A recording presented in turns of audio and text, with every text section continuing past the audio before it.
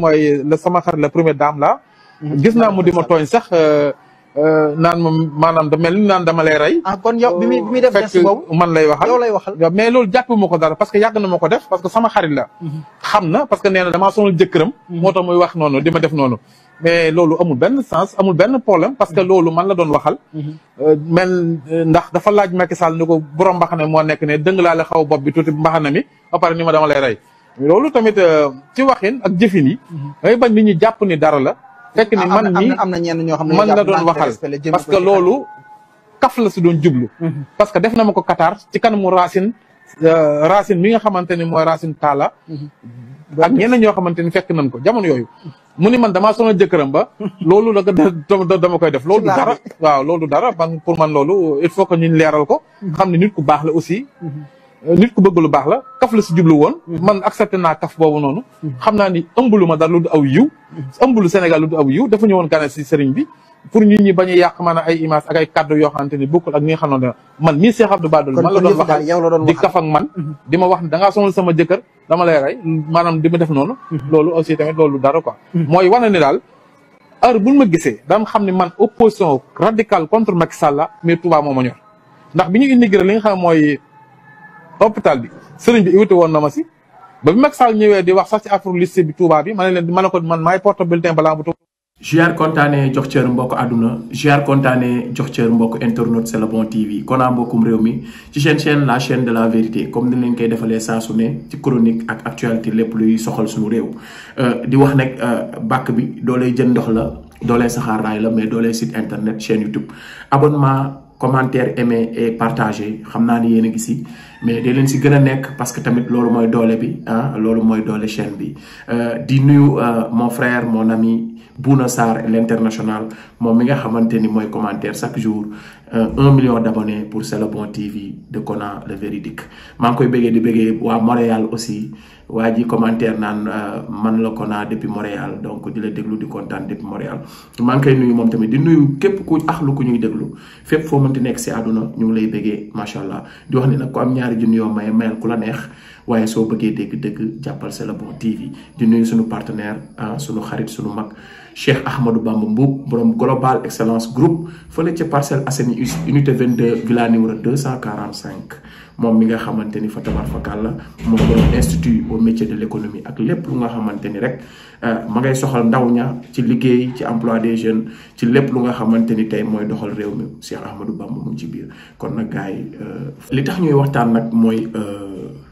gars yi am na vidéo bu ma leen woon ci kanam donc ngeen déglu ki nga xamante ni mooy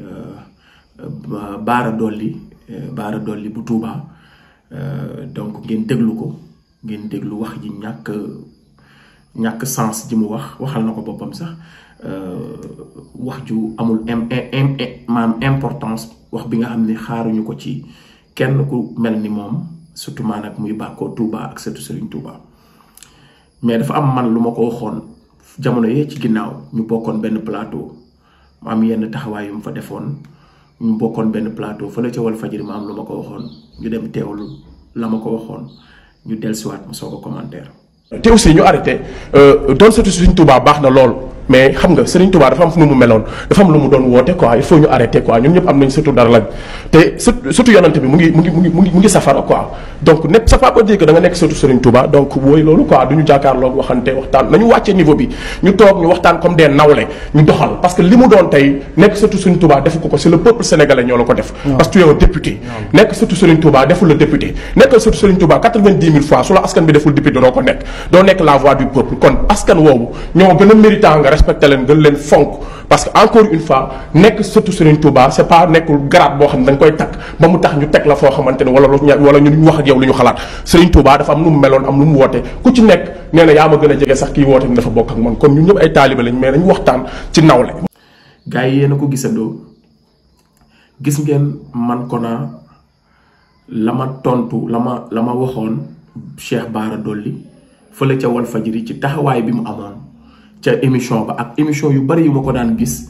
au lieu que mu wax lu am solo au lieu que mu wax ci sujet day bàkkoo ni man surtout Serigne Touba la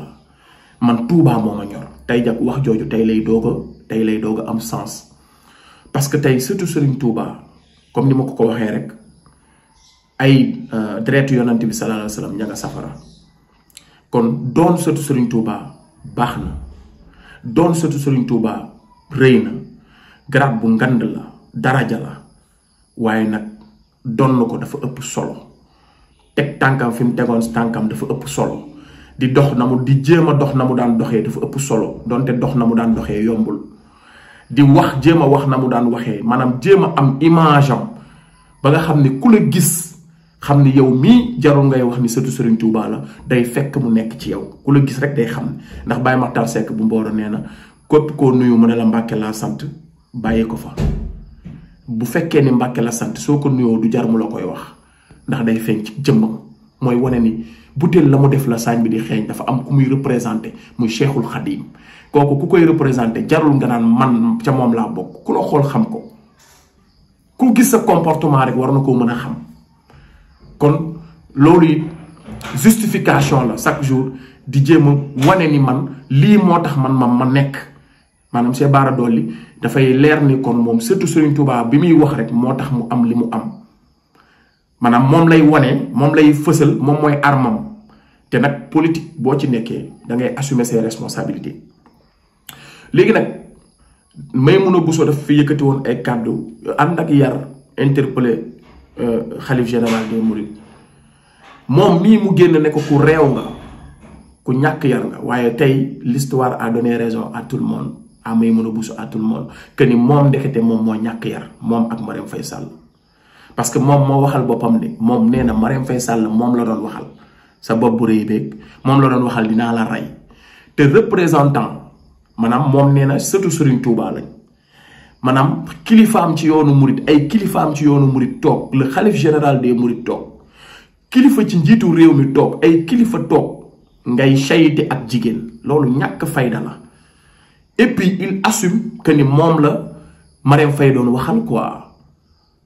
yow nga ni surtout Serigne Touba nga ci jotaayu Serigne Touba xalif général des mourides toog kilifa yu mag yépp toog xanaa jigéen ji su ñàkkee fayda yow nga am fulla mu naan man la doon waxal parce que sama xarit la kii est-ce que jàng na diine et puis lu tax ngay assumer ni jabaru jàmbur sa xarit la naan jabaru jàmbur sama xarit la toog naan jabaru jàmbur sama xarit la naan Marème Faye Sall sama xarit la moo tax mu naa ma sa bopp bi daa réeg dinaa la rey même bu dee yow lay waxal dangaa gën a yokk xal mi karaw dangaa gën a wane ni matoo njiit matoo dara dangaa gën a wane ni représenté bi ngay représenté wala mbubboo bi ngay mbubboo yoonu murit wala surtout Serigne Touba matewoo ko parce que vraiment je suis tellement déçu am ay représentants yu mel nii ay leaders yu mel nii kon Touba su feesee ak ay ndox c'est lu jaadu la parce que soo taxee ne man damay représenté man Touba moo ma ñor yow loolu ngay wax député Touba nga tey ñu gis waa Ngiraneel ñu ngi noonu ndox mi fees dell seen koñ yi ma may leen tuuti rek si waa Ngiraneel ñu dellusiwaat ñu xam ne population Touba population bu ñu war a soutenir la population bu ñu war a jàppale la ñu dem déglu sama frère ki nga xamante ni mooy Bamba Niass reportage bi mu def ci waa Ngiraneel ci ndox mi ñu dellusiwaat. yaakaar ju tas njaboot gu jaaxle nekk ci coono ak naqar ak tiis moom la ñu nemmeeku ci gox bi nga xam ne mooy Touba Ngiraneel nekk fii ci Touba. ay borom kër yoo xam ne seeni kër yàqu na seeni njaboot tas na seeni matériel aussi ñàkk nañ ko te booba léegi gisuñu benn autorité bu taxaw wala benn kilifa bu taxaw ngir wax ci lii nga xam ne moo xew Ngiraneel wala nga ñëw pour dimbale leen ci. te moonte Ngiraneel ci Touba la bokk nañ ci quartier yi nga xam ne lépp lu nu woote wala ñu laaj ko ci Touba bokk nañ ci ñu fay njëkk a teew wala ñuy njëkk a joxe seeni ndaw aussi nekk ndaw yu ñu yar ndaw yu dégg ndigal ndaw yi nga xam ne kenn mësu leen dégg ci lu ñàkk fayda chaque jour ñi ngi déglu seen kilifa yi nga xam ne ñoom la ñu nekkal ku mel ni Serigne Moustapha Mbacke wala Serigne Khadim Mbacke Elimane. ñun waa Ngiraneel li ñu laaj Abdou Lahad Ka mi yor meeru Touba mooy ndax ñun dañoo bokkul ci waa Touba ñun waa Ngiraneel ndax ñun dañu bokkul ci ñi nga xam ne ñu ngi participer seen alal ci Touba ñun waa Ngiraneel ndax ñun dañu bokkul ci 45 milliards yi ñu wax ne def nañ ko ci assainissement wu Touba ñun waa Ngiraneel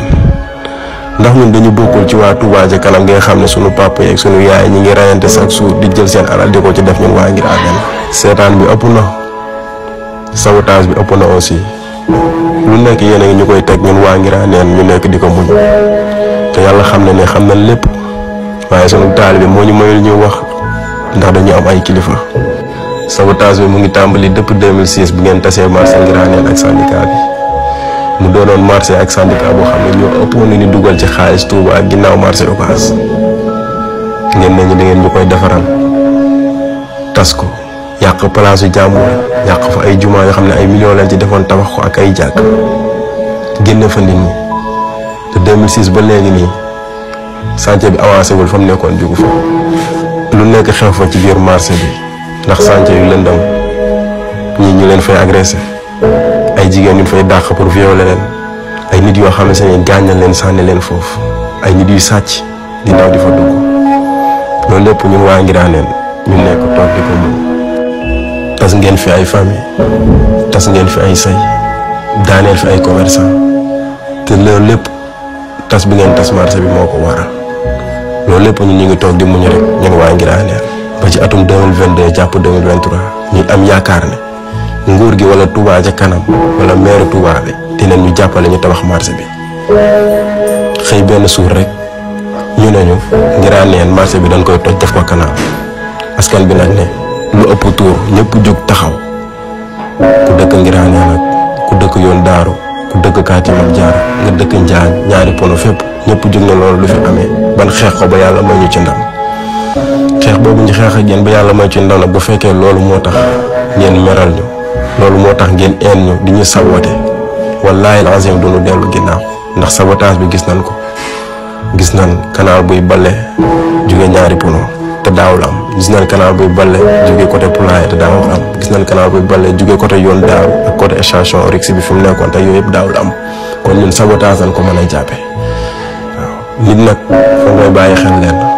mooy que nit li banque ay tànk banque doo xel ñun ñuy sukk seen tànk di leen jox addiya ak di leen sukkoor ak raama xam nañ li xew de sunu taal yi moo ñu mënal ñu wax respecté leen ni ñun waa Nguiranéne bu ngeen ñu respecté wul ngeen respecté Serigne Khadim Mbacke mi nga xam ne Serigne Abdou Lahad Mbacke moo ko joxoon Nguiranéne mu sanc ko ba Nguiranéne agsi fii mu toll tey defaral leen ñu dëkk bi ci dëkk bi la ñu bokk dañuy participer ci dëkk bi dañuy participer ci Touba ca kanam suñuy ndaw ñi ngi doxal ci économie Touba seetaan gi ëpp na. gis ngeen gars yi maanaam ñun lii moo war a doon suñu taxawaay ñu fexe population yi fu ñu nekk fa ak ay coono nekk fa ak jafe-jafe ñu génne leen ci xat-xat yi au lieu que nekk di chayité que di tàllalante ay loxo parce que moom moo ko wax ci fin vidéo man Touba moo ma ñor xoolal waa Nguiranéne li ñuy dund yow est-ce que war ngaa taw di chayité que ñàkkal fayda ci jotaay bi nga xam ne jotaayu dëgg lañ woote jotaayu responsable jotaayu ay kilifa ngay sonnanteeg ay jigéen ay kàddu ay message loolu day wane ni ñàkk yar bi nga doon jiir soxna Maimouna Bousso yow mii yaa ñàkk yar bi nga doon jiiñ soxna Maimouna Bousso Bara Dolly yow yaa amul yar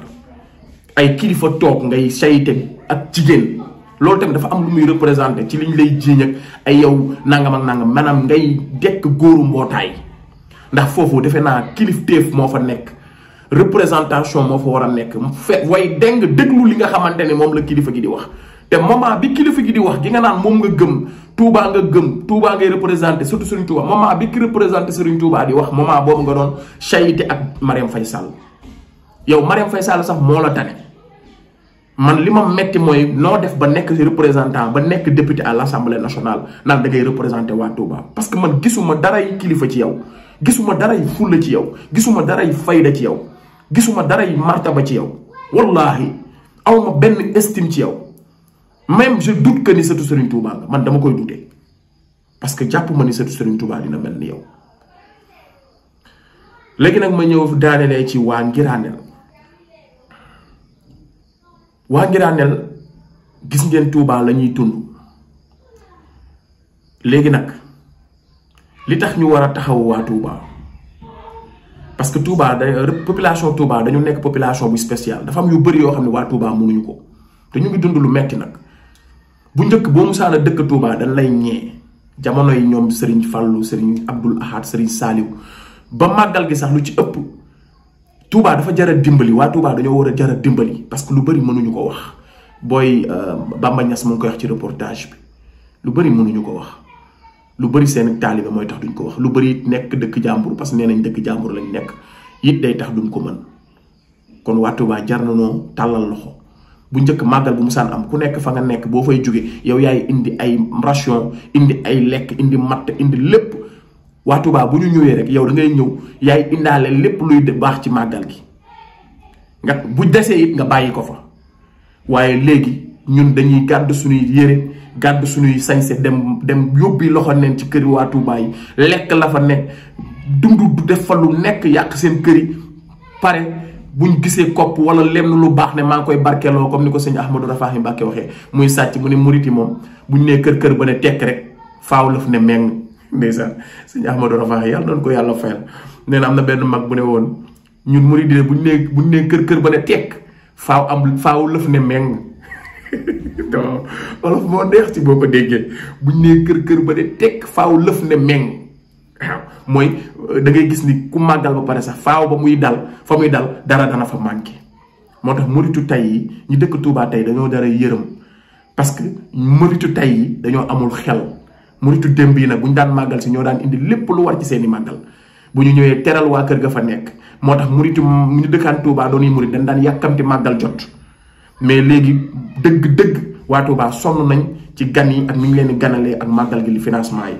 ak tamit la war ca xalif yi lan leen daan dimbalee lu ci ëpp dinañ koy joxe xëy na waaye du egg ca ñam war a yegg ba am na màggal gi ñoo xam ne sax dañuy toog daanaka waaw du ñu yëg ni sax màggal am na duñu maanaam duñu dalal ay gan te ku ne xam ne ni ku dëkk Touba li la gënal mooy sa kër fees dell ak ay gan léegi nag ndox mi fekkaat leen fa